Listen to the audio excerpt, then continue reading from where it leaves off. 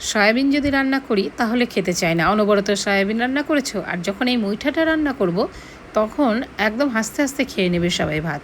তো প্রথমে সয়াবিনটা গরম জলে কিছুক্ষণ ভিজিয়ে তারপরে জল থেকে তুলে চিপে পেস্ট করে নিলাম। তাতে দিয়ে দিলাম বেসন, দিলাম হলুদ, চালের পাউডার, আর দিয়ে দেবো কাশ্মীরি লঙ্কা পাউডার, দেবো জিরে, তারপরে দিয়ে দেবো লবণ। তারপরে ভালো করে মাখিয়ে মুঠা করে নেব, যে মুঠোতে নিয়ে এভাবে মুঠা করে নেব।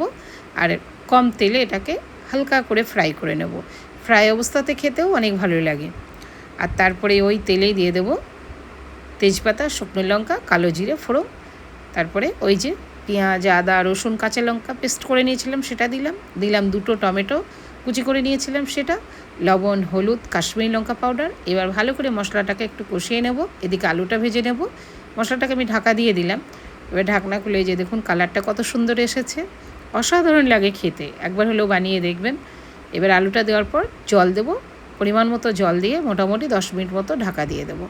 10 মিনিট পরে ঢাকনা খুলে দিয়ে দেবো জিরে পাউডার, দেবো ধনে পাউডার, আর দিয়ে দিলাম একটু মিট মশলা।